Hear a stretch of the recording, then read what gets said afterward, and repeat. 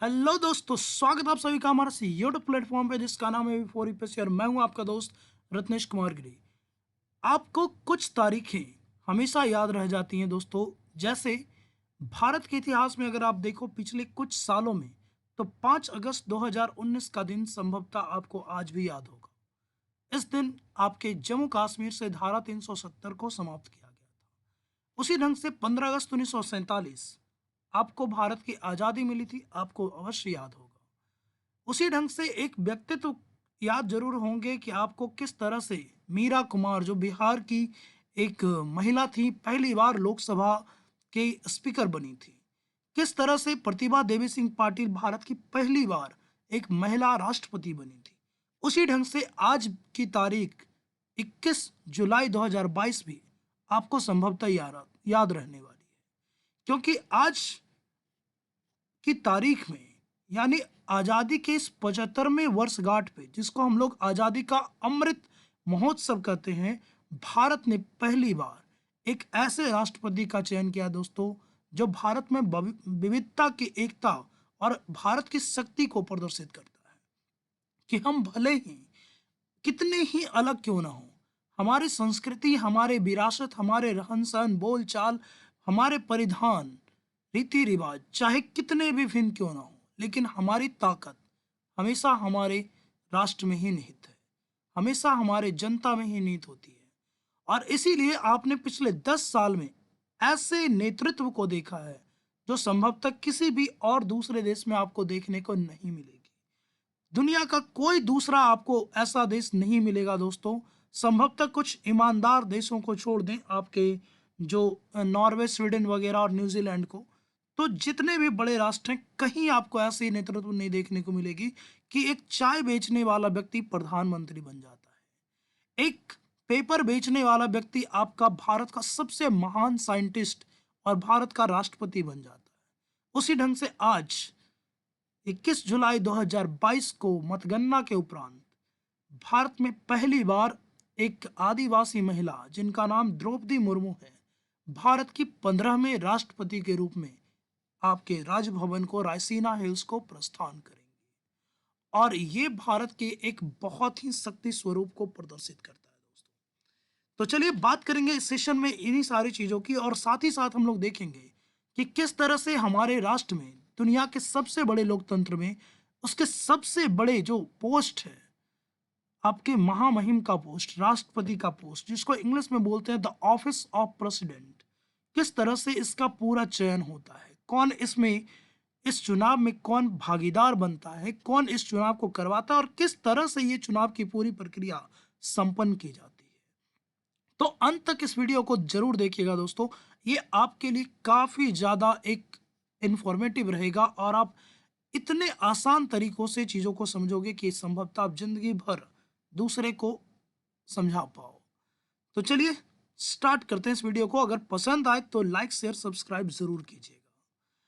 और यहां पर आप जैसा थंबनेल में देख सकते हो कि the mighty presidential elections road to Raisina hills, यानी यहां बोल रहा है कि ये जो इलेक्शन है, जिसकी आज मतगणना हो रही है, ये भारत के आम चुनावों से भी बड़ा चुनाव है दोस्तों।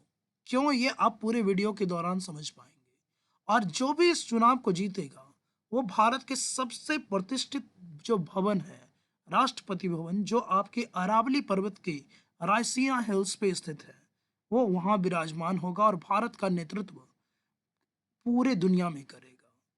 तो चलिए स्टार्ट करते हैं। ये देखिए, ये आपके पहले की तस्वीरें हैं जो आपके खुद राष्ट्रपति भवन ने आज रीट्वीट की है। यहाँ पे, जहां पर आपके वर्तमान राष्ट्रपति हैं श्री रामनाथ कोविंद जी, और भावी राष्ट्रपति जो आज संभवतः शाम तक जिनकी घोषणा हो जाएगी, द्रौपदी मुर्मू जी, यहाँ पर आपको नजर आ रही है।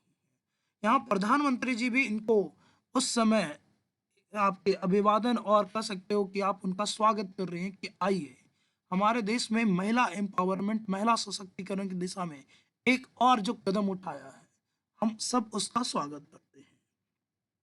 और बीजेपी की बात करें दोस्तों, तो यहाँ पर एक, आप भले ही उसके विरोधी क्यों ना हो, लेकिन उनके दाव पेच और उनकी विदेश नीति और उनके जो नेतृत्व क्षमता है, उसके आप जरूर एक बार उनके लिए आप उसके कह सकते हो कि उनके फैन हो जाओगे, क्योंकि वो ऐसे-ऐसे चीज़ों को ढूँढ करके लाते हैं कि आप मतलब विरोधी होने के बावजूद भी एक बार मतलब प्रशंसा ज़रूर करते हो।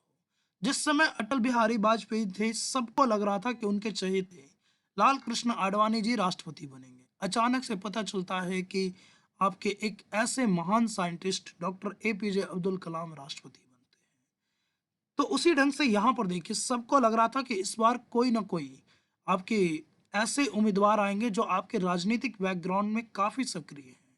लेकिन यहाँ पर सामाजिक विविधता और भारत की संस्कृति की पहचान को बताते हुए, महिला सशक्तिकरण को बताते हुए प्रधानमंत्री ने और जो सत्तारूढ़ पार्टी है उसने द्रौपदी मुर्मू जी को अपना उम्मीदवार घोषित किया। और इनकी अब वर्तमान स्टैट मैं बता दूं, तो मैं ये वीडियो रिकॉर्ड जब कर रहा हूँ लगभग 6 बजे के आसपास, तो यहाँ पर जो आपके द्रौपदी मुर्मू जी हैं, काफ़ी ज़्यादा 5,24,000 वोट को प्राप्त कर चुकी हैं, जो लगभग उनके जीत से मात्र 20,000 वोट की आवश्यकता और है। यानी यहाँ पर मेरा ऐसा कयास है कि जब तक ये पूरी गणना हो पाएगी, संभवतः वो 7 लाख वोटों के आसपास जाएंगी।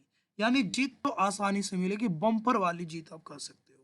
अब यहाँ पर ये दूसरे शख्स कौन है भाई, जो हर फोटोज में आपको दिख रहे हैं? ये हैं आपके विपक्षी पार्टी के राष्ट्रपति उम्मीदवार, जो आपके अटल बिहारी वाजपेयी जी के शासनकाल में ही विदेश मंत्री रह चुके हैं, और इनका नाम है यशवंत सिन्हा।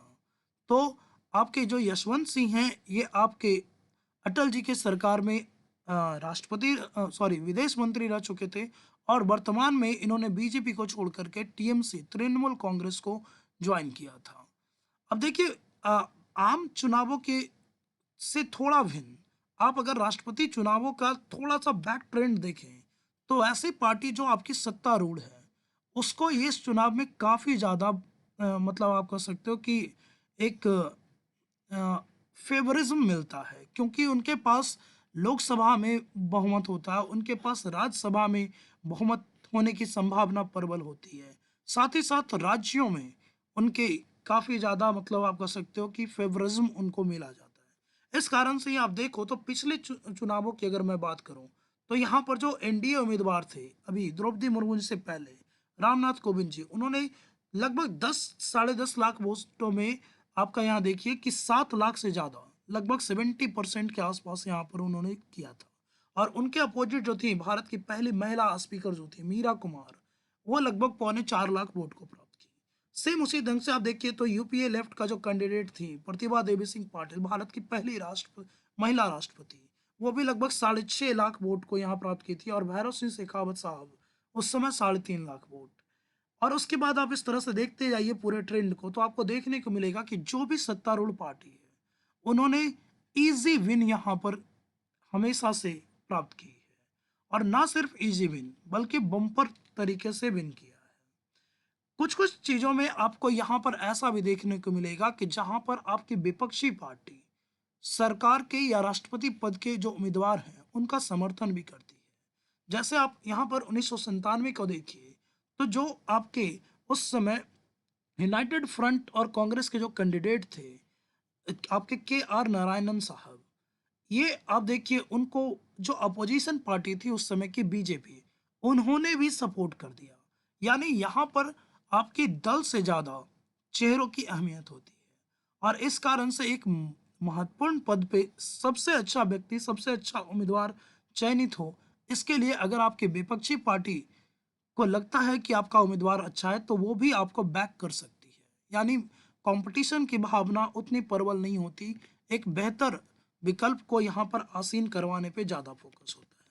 तो इस 97 में बीजेपी ने कांग्रेस उम्मीदवार को सपोर्ट कर दिया। उसी ढंग से अगर आप देखिए, तो यहाँ पर बीजेपी के उम्मीदवार थे डॉक्टर एपीजे अब्दुल कलाम, तो उनको भी देखिए यहाँ पर कांग्रेस और बाकी जो पार्टियां थी उन्होंने बैक किया।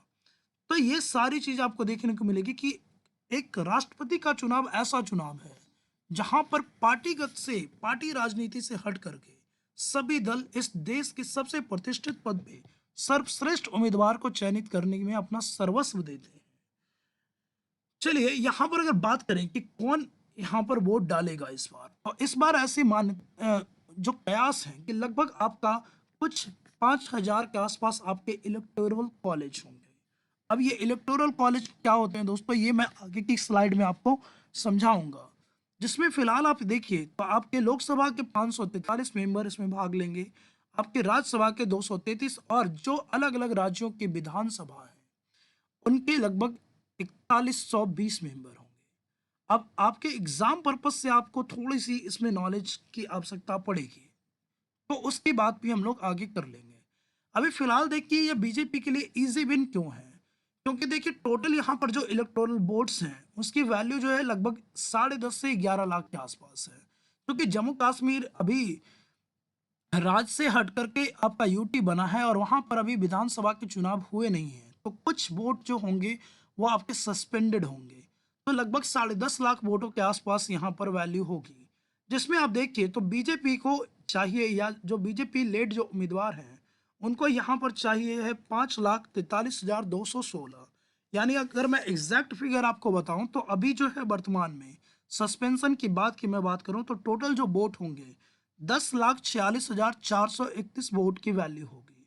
और यहाँ पर आपके द्रौपदी मुर्मू साहिबा को यहाँ पर चुनाव जीतने के लिए 5,43,216 वोटों से ज़्यादा की आवश्यकता पड़ेगी। फिलहाल अभी वो इजी विन होगा दोस्तों, क्योंकि आप ट्रेंड को देख लो, आप बीजेपी के अभी इस राज्यों में देख लो तो आपको काफ़ी ज़्यादा ये आसान विन है। अब यहाँ पर वर्तमान में लगभग साढ़े, जब तक ये काउंटिंग कंटिन्यू है अभी दोस्तों, तो 5,28,000 के आसपास तो ये अभी ही पहुंच चुकी हैं। जब तक ये मतगणना खत्म होगी संभवतः ये 7 लाख के आसपास रहने वाली है। और इनके जो अपोजिट में हैं ये भी लगभग अभी आपके 2 लाख के आसपास हैं, संभवतः ये 3 लाख के आसपास उस समय तक रहने वाले हैं। यानी आपको कुछ इस तरह का ही ट्रेंड आपको जो रामनाथ कोविंद साहब के टाइम में था, संभवतः थोड़ा इनसे भी बेहतर ट्रेंड आपको देखने को मिल जाएगा। तो ये चीजें हैं। अब इस बार देखिए तो बीजेपी के खुद राज्यसभा में आपके 68,600 इतने मेंबर हैं, और आपके जो एलाइट को मिला दें सहयोगियों को, तो इस तरह से इनके जो काफी अच्छा, मतलब बीजेपी के पास अभी देखिए तो 5,37,000 से आसपास तो इनके खुद के वोट हैं। तो इनको इधर उधर से जो थोड़ा जो बैलेंसिंग करने वाली बात है, थोड़ा और जो प्रयास, तो इजी विन होगा, क्योंकि 5,38,000 के आसपास तो इनके पास खुद है, मात्र 10,000 वोटों की आवश्यकता इनको पड़ने वाली है। ठीक है, तो ये उनके लिए इजी होगा। अभी देखिए चूंकि जम्मू कश्मीर के यहाँ पर सस्पेंडेड है तो आपकी जो वोटों की संख्या है वो कम हो गई है। शुरुआत में जो वोट पड़ने वाले थे वो थे आपके 768, लेकिन अभी ऐसा बोला जा रहा है कि जो आपके वोट यहाँ पर पोल हुए हैं वो हुए हैं 763, यानी 763 सांसदों ने आपका यहाँ पर वोट किया है। यानी यहाँ अगर आप पॉइंट इन दोनों को ऐड करो तो 768 आएंगे 768, लेकिन यहाँ पर 5 मेंबर, जो कि जम्मू कश्मीर के 5 जो लोकसभा के आपके क्षेत्र का चुनाव है, सांसद है, वो नहीं आ पाए हैं क्योंकि उनका चयन हुआ नहीं, तो ये 5 सीटें खाली रहेंगी। तो 763 सांसदों ने यहाँ वोट किया, जिसमें से जब तक ये काउंटिंग कंटिन्यू हुई है 540 सांसदों ने आपकी द्रौपदी मुर्मू साहब को अपना उम्मीदवार चयन किया है, अपनी प्रेफरेंस दी है। और जो आपके यशवंत सिंह साहब हैं इनको मात्र यहाँ पर देखिए तो लगभग 100 समथिंग, अगर आप देखो तो यहाँ पर 208 सांसदों ने यहाँ पर आपके यशवंत सिंह साहब को अपना फर्स्ट प्रेफरेंस दिया था। अब यहाँ पर ये चीज़ आपको समझनी पड़ेगी कि भारत में और बाकी जो दूसरे लोकतंत्र हैं जहाँ पर राष्ट्रपति का इलेक्शन होता है उनमें क्या अंतर है। तो देखिए यहाँ पर इस इलेक्शन की तस्वीरों को अगर मैं आपको दिखाऊं तो यहाँ पर ध्यान से देखिएगा, ये साइन आप देखिए दोस्तों, रिपब्लिक ऑफ इंडिया। यानी आमतौर पे जो चुनाव होते हैं वो होते हैं गवर्नमेंट ऑफ इंडिया के, लेकिन ये तो आपका चुनाव है, ये गवर्नमेंट ऑफ इंडिया का चुनाव नहीं है दोस्तों, ये है चुनाव रिपब्लिक ऑफ इंडिया का। तो रिपब्लिक और आपका ऑटोक्रेट में या डेमोक्रेटिक रिपब्लिक में और आपके दूसरे डेमोक्रेटिक में क्या अंतर है। भारत भी लोकतांत्रिक देश है, इंग्लैंड भी लोकतांत्रिक देश है, तो इन दोनों के लोकतंत्र में कुछ अंतर है या नहीं। तो जी हाँ दोस्तों, भारत का लोकतंत्र एक गणराज्य है, यानी भारत एक लोकतांत्रिक गणराज्य है, जबकि इंग्लैंड लोकतांत्रिक गणराज्य नहीं है। यानी ये जो वर्ड आपकी प्रस्तावना में संविधान सभा ने ही मेंशन कर दी कि we the people of India having solemnly resolved the constitute India into a sovereign socialist secular democratic republic. इस वर्ड पे फोकस कीजिए दोस्तों, रिपब्लिक। यानी रिपब्लिक शब्द ये बताता है कि भारत का जो सर्वोच्च पद होगा, जनता का प्रतिनिधित्व, तो आपको डेमोक्रेटी से ही पता चल जाएगा कि जनता यहाँ भागीदारी लेगी। और आपकी प्रस्तावना ने पहले ही बोल दिया कि शक्ति जनता के पास है। लेकिन इस शब्द ने ये फिक्स कर दिया कि भारत का जो सबसे ऊंचा पोस्ट है, जो कि एक महामहिम यानी राष्ट्रपति का पोस्ट होगा, वो चुना जाएगा। यानी वो आपका किसी भी तरह से वंशानुगत नहीं होगा, जैसा कि आपको इंग्लैंड में देखने को मिलता है। वहां पर आपकी जो ऑटोनॉमी है, जो पावर ऑफ ऑटोनॉमी है, यानी जो चीजें भी वहां पर साइन होगी उस देश के नाम से, वो वहां की महारानी के नाम से होगी। हमारे यहाँ राष्ट्रपति के नाम से होती है। तो आपकी जो रिपब्लिक शब्द है वो ये बताता है कि गणराज्य कहने का मतलब ही है कि आपका जो राजा होगा, जो आपका सर्वोच्च पद है, वो गण यानी लोगों के द्वारा चुना जाएगा। ठीक है, तो इस शब्द को आप समझिएगा कि गणराज्य का मतलब ही होता है कि आपका लोगों के द्वारा चुना गया। ये आपके तीन, चूंकि इस इलेक्शन को कौन करवाता है दोस्तों, तो भारतीय निर्वाचन आयोग। आप याद रखिएगा कि ये जो इलेक्शन है, राष्ट्रपति, उपराष्ट्रपति का, सांसदों का और विधायकों का, ये सारे इलेक्शंस आपके कौन करवाते हैं? भारतीय निर्वाचन आयोग। जबकि राज्यों में जो लोकल इलेक्शन है, पंचायती राज और नगर निगम का, ये सारे इलेक्शन करवाता है राज्य निर्वाचन आयोग, जो कि एक अलग संस्था होती है।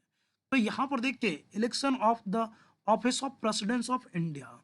अब यहाँ पर इसकी पूरी डिटेल दी गई है कि 15 तारीख को यहाँ पर नोटिफिकेशन आया था, 29 तारीख तक यहाँ पर नॉमिनेशन था, 30 तारीख को नॉमिनेशन की सारी प्रक्रिया थी।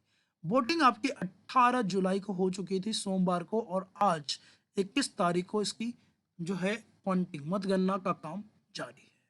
और यहाँ पर आप देखिए, तो ये जो इलेक्शन है किसी ईवीएम मशीन के द्वारा नहीं होता दोस्तों। यानी याद रखिएगा कि हम इतने हाईटेक होने के बावजूद जो राष्ट्रपति का चुनाव है, वो हम बैलेट पेपर के थ्रू करते हैं दोस्तों। तो ये चीजें आप ध्यान दीजिएगा। यहाँ पर जो बैलेट पेपर हैं, उनके रंगों में कुछ बदलाव किया गया है। पहले वो एक ही रंग के हुआ करते थे, लेकिन अभी हाल ही में आप देखोगे तो जो आपके बैलेट हैं जो यूज किए जाते हैं यहाँ पर इस चुनाव में, उनके रंगों में बदलाव है। फिलहाल आप तीन तस्वीरों को देखिए, तो हमारे पूर्व प्रधानमंत्री डॉक्टर मनमोहन सिंह, आपके वर्तमान प्रधानमंत्री नरेंद्र मोदी जी, और जो आपके यूपीए के हेड आप बोल लो सोनिया गांधी जी, यहाँ पर अपने अपने वोट को यहाँ पर अपने अपने पदों का या उम्मीदवारों का चयन कर रहे हैं। अब इसमें और बाकी जो इलेक्शंस होते हैं उसमें एक अंतर है दोस्तों। बाकी इलेक्शंस में क्या होती है, जनता भाग लेती है, लेकिन आप ध्यान से समझिएगा कि ये जो इलेक्शन है इसमें जनता भाग नहीं लेती। इसमें जनता अप्रत्यक्ष रूप से, यानी जनता के जो चुने हुए प्रतिनिधि हैं, जैसे राज्यों में उनके द्वारा चुने गए जो विधायक हैं, जो विधान परिषद के सदस्य हैं, सॉरी विधान परिषद नहीं भाग लेती, जो आपके राज्यों के विधानसभा के जो मेंबर हैं, आपके द्वारा चुने गए जो सांसद हैं, वो यहाँ पर आपकी ओर से अपने राष्ट्रपति पद का उम्मीदवार को चयन करते हैं। और चयन जैसे आप ईवीएम में करते हो या चुनाव में करते हो कि एक किसी एक पद को आप टिक करते हो, तो आप कभी अगर विधान परिषद और इस तरह के इलेक्शन को देखिएगा, तो ये होता है आपके प्रेफरेंस इलेक्शंस। यानी यहाँ पर एक उम्मीदवार को आपको नहीं चुनना है, आपके जितने उम्मीदवार हैं हो सके तो उन सभी को आप अपनी वरीयता दीजिए। कि मान लीजिए अगर आप द्रौपदी मुर्मू साहब आपकी पहली पसंद है, तो उनको आप 1 लिखिए। मान लीजिए आपके यशवंत सिंह आपके दूसरे ऑप्शन है कि अगर ठीक है, द्रौपदी मुर्मू जी को अगर सबसे कम वोटें आएंगी तो वो तो रेस से हट गई, तो उस परिस्थिति में आपके सेकंड चॉइस कौन होंगे? तो अगर इस ढंग से यहाँ पर इलेक्शंस की प्रक्रिया होती है, यानी आप किसी एक उम्मीदवार को नहीं चुनते, आप अपनी वरीयता क्रम देते हैं कि मेरा फर्स्ट चॉइस कौन रहेगा, सेकंड कौन होगा, थर्ड कौन होगा, इस तरीके से। और यहाँ पर इस तरीके से आपकी पूरी प्रक्रिया चलती है। अब थोड़ी सी ये भी समझ लें कि राष्ट्रपति बन कौन सकता है? क्या कोई भी व्यक्ति राष्ट्रपति उम्मीदवार हो सकता है क्या? तो यहाँ पर देखिए, राष्ट्रपति बनने के लिए बोलता है कि कम से कम उस व्यक्ति की आयु जो है वो आपके 35 साल या उससे अधिक होनी चाहिए। न्यूनतम आयु है दोस्तों 35 साल, अधिकतम कोई आयु सीमा नहीं है, यानी कितने भी अनुभवी व्यक्ति यहाँ पर भाग ले सकते हैं। फिर बोल रहा है कि कम वो भारत का एक नागरिक होना जरूरी है। भले ही वो भारत में पैदा हुआ हो या नहीं। जैसे अगर आप अमेरिका को ले लो, तो अमेरिका में सिर्फ वही व्यक्ति राष्ट्रपति बन सकता है जो अमेरिका का नागरिक है और जन्मजात नागरिक है, जो अमेरिका में ही पैदा हुआ। लेकिन भारत में ऐसी कोई बाध्यता नहीं है। अगर आपने बाद में भी भारत की सदस्यता ग्रहण की है, नागरिकता ग्रहण की है, तो आप भारत के नागरिक होने के नाते इस चुनाव को आप लड़ सकते हो। फिर बोल रहा है कि आपके 50 जो आपके सांसद या विधायक हैं, आपके नॉमिनेशन के समय उनका सपोर्ट होना जरूरी है। और यहाँ पर सिक्योरिटी अमाउंट के रूप में 15,000 रुपये की राशि आपको आरबीआई में डिपॉजिट करनी होती है। तो ये सारे आपके मेन एलिजिबल क्राइटेरिया हैं। अब बोल रहा है कि यहाँ पर और क्या क्या हो सकता है, यानी इसमें अब चुनने का काम कौन करेगा, कौन उम्मीदवार को यहाँ पर चुनेगा। तो चुनने का काम करेगा संसद के दोनों सदनों के निर्वाचित सदस्य। ध्यान से सुनिएगा दोस्तों, निर्वाचित सदस्य, यानी संसद में कुछ ऐसे सदस्य भी होते हैं जो राष्ट्रपति के द्वारा नामित किए जाते हैं। तो जो भी नामित सदस्य हैं, चाहे वो संसद के हों या विधानसभाओं के, वो राष्ट्रपति के चुनाव में भाग नहीं लेते। फिर से बोल दूं कि निर्वाचित सदस्य ही सिर्फ भाग लेते हैं। जो भी आपके मनोनीत सदस्य हैं, वो आपके किसी भी रूप में राष्ट्रपति के चुनाव में भाग नहीं लेते, चाहे वो संसद के हों या विधानसभा के। फिर आपके जो जितने भी राज्य हैं, उनकी जो विधानसभाएं हैं, उनके जितने भी निर्वाचित सदस्य हैं, विधायक हैं, वो यहाँ पर इसमें पार्टिसिपेट करेंगे। मनोनीत सदस्य फिर से भाग नहीं लेंगे। और साथ ही साथ भारत में दो ऐसे संघ शासित क्षेत्र आपके वर्तमान समय में दिल्ली और पुडुचेरी, ये दो ऐसे यूटी हैं जहां पर केंद्र शासित प्रदेश होने के बावजूद यहाँ पर विधानसभा है। तो इनके विधायक भी यहाँ पर भाग लेंगे। अब जिस समय अभी जम्मू कश्मीर में देखिए, वो भी ऐसा ही एक यूटी है, वहां भी विधानसभा होनी है। लेकिन जम्मू कश्मीर के मेंबर अभी इसमें पार्टिसिपेट नहीं कर रहे, क्योंकि जम्मू कश्मीर में आपके विधानसभा के चुनाव नहीं हुए हैं। तो इस कारण से जब ये यहाँ पर वो उनके चुनाव हो जाएंगे, तो यहाँ पर इन दोनों के साथ साथ, यानी एनसीटी ऑफ दिल्ली और पुडुचेरी के साथ साथ जम्मू कश्मीर के विधायक भी राष्ट्रपति के लिए यहाँ वोट करेंगे। वोटिंग कैसे होगी दोस्तों? सीक्रेट बैलेट सिस्टम, यानी आप एक पर्चे पे अपने उम्मीदवार की वरीयता क्रम लिखेंगे, जो पूरी तरह से क्या होगा, गोपनीय होगा। अब यहाँ पर एक चीज और ध्यान दीजिएगा कि सेम तरीके का चुनाव आपके राज्यसभा के सदस्यों में भी होता है, लेकिन वो ओपन बैलेट होता है। यानी कोई भी व्यक्ति जो यहाँ वोट कर रहा है, वो अपनी पार्टी के आपके प्रतिनिधि को अपना पर्चा दिखा सकता है कि हाँ, मैंने किसको वोट किया है। लेकिन राष्ट्रपति का जो चुनाव होता है दोस्तों, ये गोपनीय है। यानी ये आप अपने पर्चे किसी को नहीं दिखा सकते, और उसको इस बैलेट बॉक्स में आपको डिपॉजिट करना होगा, जो आपके मतगणना के समय खुलेगी। पहले मैंने बोला कि इसका जो कलर था वो एक ही था, लेकिन 2017 में, यानी रामनाथ कोविंद जी के समय से यहाँ पर देखिए इसका कलर चेंज हो गया। जो आपके सांसद हैं, चाहे वो राज्यसभा के हों या लोकसभा के, उनके द्वारा जो बैलेट यूज होगा, जिन पे वो अपनी वरीयता लिखेंगे, वो हरे रंग का होगा। जबकि जो राज्यों के विधानसभा के आपके निर्वाचित सदस्य जो यूज करेंगे, या जो आपके यूटीज दिल्ली के और पुडुचेरी के और संभवतः भविष्य में जम्मू कश्मीर के, तो उनके लिए जो बैलेट यूज होगा वो पिंक बैलेट होगा। तो ये दोनों ध्यान से समझिएगा। उसके बाद देखिए अभी यहाँ पर और क्या है। तो यहाँ पर प्रेसिडेंट के इलेक्शंस में जो वोट करते हैं, अभी जैसा कि मैंने पहले की स्लाइड में बोला कि टोटल यहाँ पर लगभग 5,000 के आसपास मेंबर वोट करेंगे। तो आखिर 5,000 मेंबर, लेकिन मैंने अभी अभी आपको बताया कि लगभग इन कुल वोटों की संख्या 10,46,000 से ज्यादा है। तो ऐसा कैसे? 5,000 व्यक्ति वोट कर रहा है, तो उनके वोटों की कुल वैल्यू 10 लाख कैसे चली गई? तो इसका एक पूरा अर्थमेटिक आप समझिए कि जो लोग, जो राज्यों के विधायक हैं, उनके वोटों की कुछ अलग वैल्यू होती है, और जो आपके लोकसभा और राज्यसभा के जो सांसद हैं, उनके वोटों की अलग वैल्यू होती है। अब यहाँ पर जो ध्यान से समझिए, मान लीजिए आपका कोई भी, यूपी का एक एग्जाम्पल दिया गया है कि मान लीजिए ये जो आपकी पॉपुलेशन है, और एक ध्यान से समझिएगा कि जो आपके चुनाव में जो आपकी जनसंख्या जो ली जाएगी, वो ली जाएगी आपकी 1971 की, यानी 1971 की। 2011 की जनसंख्या यहाँ पर नहीं ली जाएगी, क्योंकि डीलिमिटेशन जो प्रक्रिया है डीलिमिटेशन की, वो आपकी 1971 के बाद से रुकी हुई है। यानी लास्ट लिमिटेशन जो है, परिसीमन जिसको बोलते हैं, वो 1976 में हुआ है और उसका आधार आपका 1971 की ही जनसंख्या है। इसलिए 2026 तक जितने भी निर्वाचन होंगे, उन सब में जो जनसंख्या का मानक होगा वो आपका 1971 की ही जनसंख्या होगी। तो 1971 की जनसंख्या, उसके बाद उस समय total number of elective seat, यानी उस राज्य में जो विधानसभा है, विधानसभा में निर्वाचित सीटों की संख्या, और उसको 1000 से गुना किया जाएगा। जो आएगा वो उस राज्य के एक विधायक का वोट की वैल्यू होगी। यानी एक विधायक जो वोट करेगा उसकी कुल वैल्यू कितनी है। तो यूपी की जैसे बात करें तो 1971 में यूपी की जनसंख्या लगभग, आप देख सकते हो, यहाँ पर 8 करोड़ 38 लाख के आसपास थी। तो यहाँ पर 8 करोड़ 38 लाख के आसपास उसकी जनसंख्या, 403 विधायक यहाँ पर निर्वाचित होकर के आते हैं और 1000 से उसको आपको मल्टीप्लाई करना है। यानी उत्तर प्रदेश के एक विधायक के वोटों की जो वैल्यू होगी वो आपकी 208.06 होगी।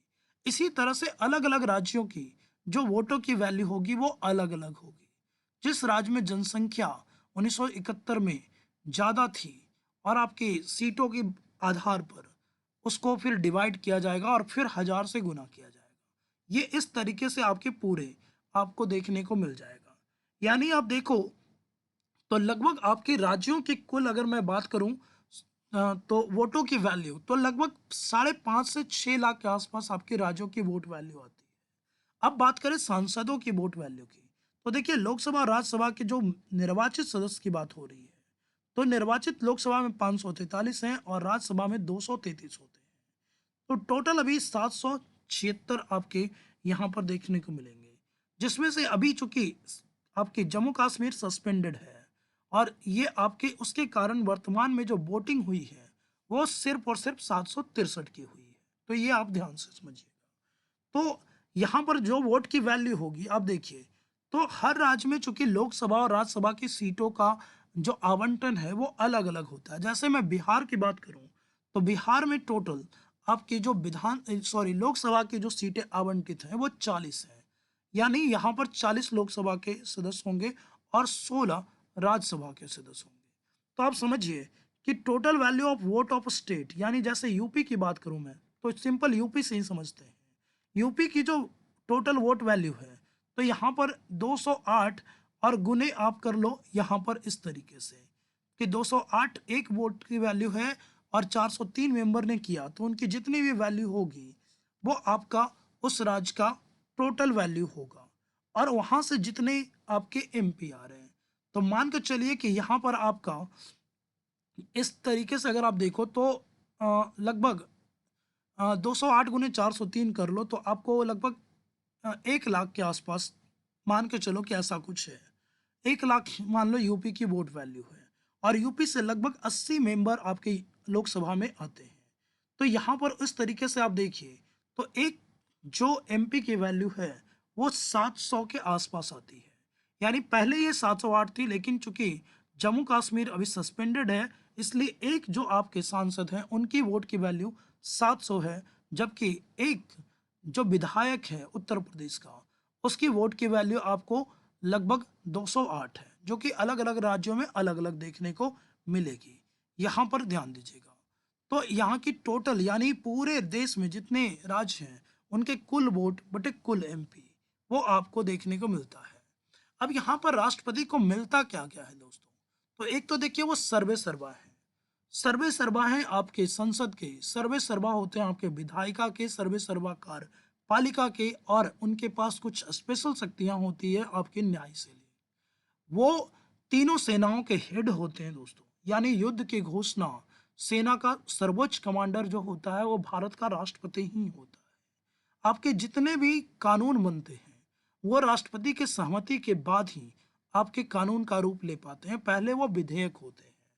तो उनके पास मृत्यु दंड को माफ करने तक की क्षमता होती है। वो किसी भी व्यक्ति के मृत्यु दंड को खत्म कर सकते हैं। पूरे देश का जो भी आपका कार्य होता है, किसी भी दूसरे देश के साथ व्यापार हो, समझौता हो, वो सभी आपके राष्ट्रपति के नाम से ही होता है। राज्यों में राज्यपाल की नियुक्ति, केंद्र में अगर बात करो तो सुप्रीम कोर्ट के जज, आपके सीएजी, ऑडिटर जनरल, जो महत्वपूर्ण पोस्ट हैं, इनफैक्ट आपके प्रधानमंत्री की नियुक्ति भी राष्ट्रपति के द्वारा की जाती है। यानी राष्ट्रपति का जो पोस्ट है वो भारत में सबसे गरिमामय पोस्ट होता है। अब इनकी सुविधाओं को एक बार देख लें तो दुनिया का सबसे बड़ा प्रेसिडेंशियल पैलेस है रायसीना हिल्स, जिसमें लगभग 340 कमरे हैं। उसके बाद ये हेड ऑफ द स्टेट है, मैंने पहले ही बोल दिया कि जितने भी काम होंगे वो इन्हीं के नाम से होंगे। उनके लिए एक एयर इंडिया वन, ये स्पेशल एक वायुसेना का प्लेन है दोस्तों, जो सिर्फ और सिर्फ राष्ट्रपति और प्रधानमंत्री यूज करते हैं। इसमें अत्याधुनिक सुविधाएं और सुरक्षा की दृष्टि से इसको बनाया गया है। इस एक प्लेन की कीमत ऐसे जो नॉर्मल आपको दिखने वाले प्लेन हैं उससे कई 100 गुना ज़्यादा होता है। उसके बाद देखिए यहाँ पर उनके एक स्पेशल प्रेसिडेंशियल गार्ड होते हैं। पूरी दुनिया में आपको मैं एक चीज़ बता दूं दोस्तों कि पूरी दुनिया में घुड़सवार जो आपकी सेना है या अंगरक्षक है, अभी भी जो घोड़े पे सवार होकर जो बॉडीगार्ड्स होते हैं, वो पूरी दुनिया में किसी भी देश के राष्ट्रपति के पास नहीं है। तो कैवलरी आर्मी, कैवलरी आपके बॉडीगार्ड्स जो हैं सिर्फ और सिर्फ भारत के राष्ट्रपति के पास आपको देखने को मिलेंगे। उसी ढंग से आप देखिए तो यहाँ पर और भी अलग अलग चीज़ें, 5 लाख रुपए की सैलरी, आपकी प्रेसिडेंशियल रिट्रीट अलग अलग जगहों पे, आपको Z+ की सिक्योरिटी, इस तरह से अनगिनत ये चीज़ें होती है। और साथ ही साथ आपके पास अपार संभावनाएं होती हैं अपने देश को और अच्छे से अच्छे मुकाम पर ले जाने के लिए। इसलिए ये जो पोस्ट है आपके राष्ट्रपति का, बहुत ही गरिमामय और पावरफुल पोस्ट है दोस्तों। तो फिलहाल इस वीडियो में इतना ही। उम्मीद है आपको ये वीडियो पसंद आया होगा। अगर आपको सेशन अच्छा लगा हो तो लाइक कीजिएगा, शेयर दोस्तों के साथ कीजिए, फैमिली के साथ कीजिए और चैनल को जरूर सब्सक्राइब कीजिए दोस्तों, ताकि हम भी आपके लिए कुछ अच्छे और वीडियोस को लेके आ सकें। और साथ ही साथ अभी ये मानसून चल रहा है तो कृपया करके कुछ वृक्षारोपण का काम भी करें, ताकि हमारी धरती भी हरी भरी बनी रह सके। चलिए, धन्यवाद, थैंक यू सो मच, जय हिंद।